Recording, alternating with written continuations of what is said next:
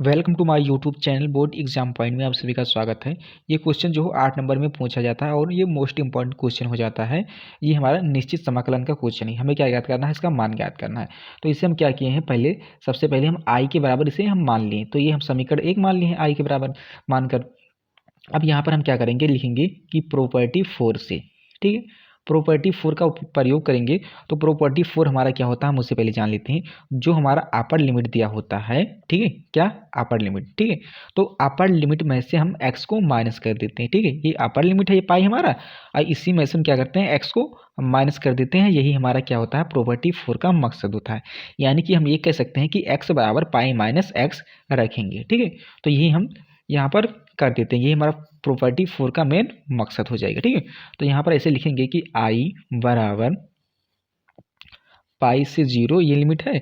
और यहाँ x यहाँ पर हम क्या रखेंगे, पाई माइनस एक्स रखेंगे, ठीक है। क्या रखेंगे, पाई माइनस एक्स, यहाँ साइन, और ये क्या हो जाएगा हमारा पाई माइनस एक्स, ठीक है।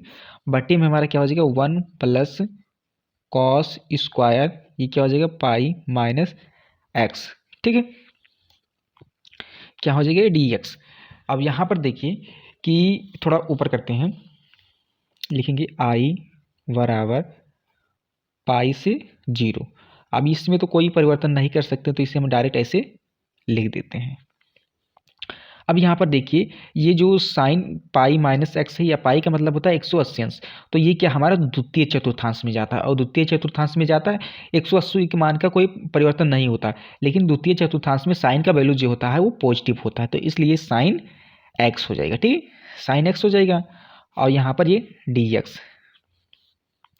अब यहाँ पर देखिए कि ये 1 प्लस, अब ये देखिए ये भी क्या है, द्वितीय चतुर्थांश में है, लेकिन इसका जो वैल्यू होता है माइनस में आता है, ये स्क्वायर में है, इसलिए इसमें माइनस नहीं लगेगा, ये प्लस में ही होगा। कॉस स्क्वायर एक्स ही रहेगा, ठीक है, एक्स ही रहेगा।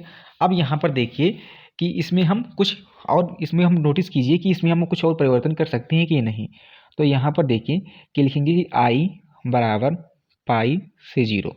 अब यहाँ पर देखिए कि ये जो हमारा साइन एक्स है, इसमें हम गुणा करके इसे हम अलग अलग कर देते हैं। तो क्या हो जाएगा हमारा, गुणा करेंगे तो ये पाई साइन एक्स हो जाएगा, बटे में हम 1 प्लस कॉस स्क्वायर एक्स लिख देते हैं, ये हो जाएगा। अब यहाँ पर देखिए कि जब अब ये पाई से भी तो गुणा किए हैं साइन एक्स को, अब ये साइन एक्स को हम माइनस एक्स में गुणा करेंगे, तो क्या होगा हमारा, यहाँ पर माइनस लगा देंगे, और ये समाकलन साइन पाई से 0 हो जाएगा, ठीक है। अब इसमें गुणा करेंगे तो कितना हो जाएगा, एक्स साइन एक्स, ठीक है, हो जाएगा। और बट्टे में हमारा क्या हो जाएगा, ये 1 plus cos square x D x, यहाँ पर भी डी एक्स होगा, ठीक है। अब यहाँ पर देखिए कि ये हमारा जो हम इस समीकरण 1 माने थे, यानी आई के बराबर ये जो माने थे वही हमारा आ गया है। तो यहाँ पर हम आपको दिखा भी देते हैं कि जो हम माने थे ये वही हमारा आ गया, यही तो हम माने थे आई के बराबर, इसे समीकरण 1 माने थे। तो यहाँ पर देखिए कि जो हमारा समीकरण 1 आया, यानी आई के बराबर माने थे, अब इसके जगह पर हम क्या रख देते हैं, आई रख देते हैं।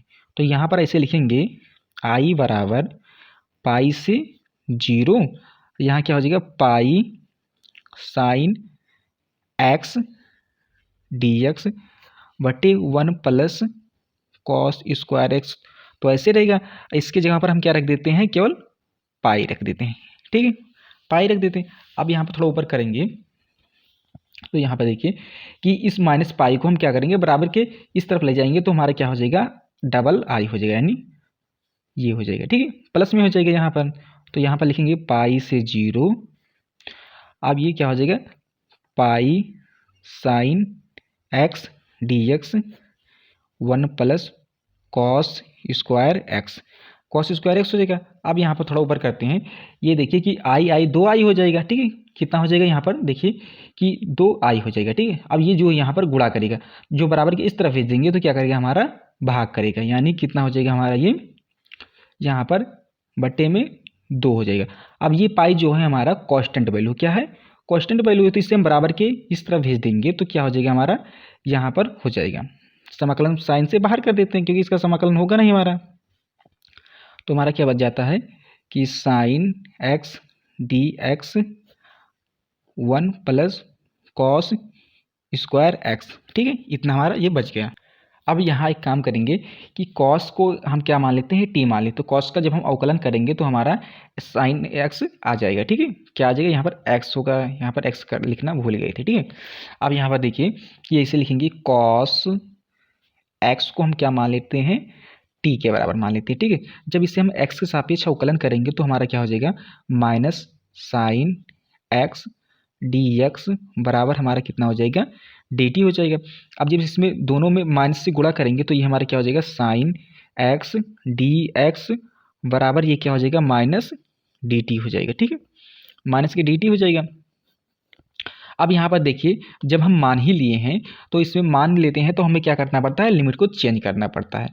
तो हम लिमिट को चेंज करते हैं। अब अपर लिमिट को यानी कि x बराबर जब हम पाई रखते हैं, ठीक है, तो हमारा क्या होता है, कॉस x बराबर टी, यानी कि x बराबर जब हम पाई रखते हैं x बराबर, तो कॉस पाई का मान हमारा कितना होता है, माइनस के 1 होता है। ठीक है, यानी अपर लिमिट हमारा कितना आ गया, माइनस के 1 आ गया।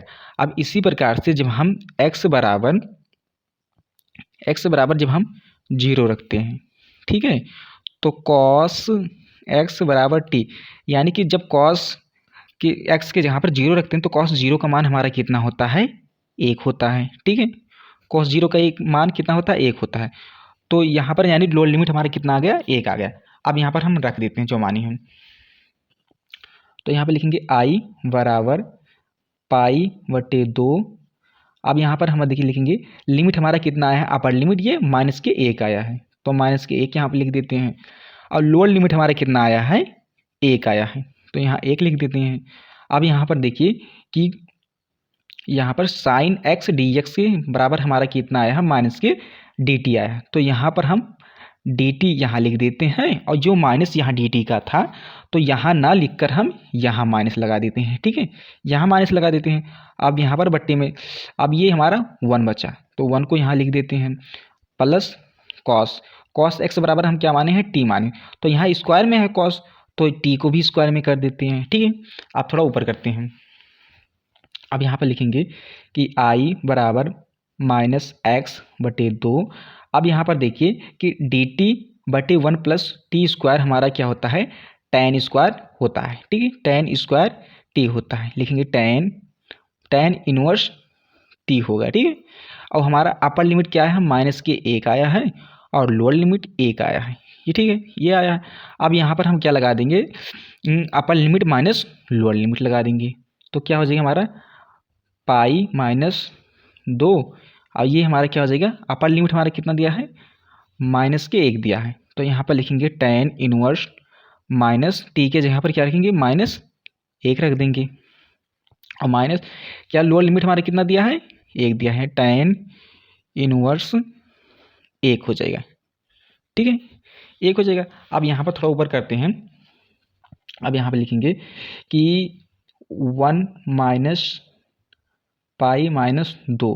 ठीक है, अब यहाँ पर देखिए कि टेन इनवर्स, आप पिछले लेसन में पढ़े थे कि टेन इनवर्स 1 माइनस एक्स हमारा किसके बराबर होता है, टेन इनवर्स 1 के बराबर होता है। ठीक है, तो यही हम रख देंगे, तो ये माइनस आगे लग जाएगा, टेन इनवर्स ये 1 हो जाएगा, माइनस टेन इनवर्स 1 हो जाएगा। ठीक है, 1 हो जाएगा।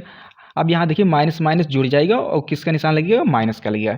ठीक है, तो यहाँ पर लिखेंगे कि i बराबर माइनस पाई बटे 2, और ये क्या हो जाएगा, माइनस के 2 टेन इनवर्स 1 हो जाएगा। ठीक है, टेन इनवर्स 1 हो जाएगा। अब यहाँ पर देखिए कि i बराबर माइनस पाई बटे 2 माइनस 2।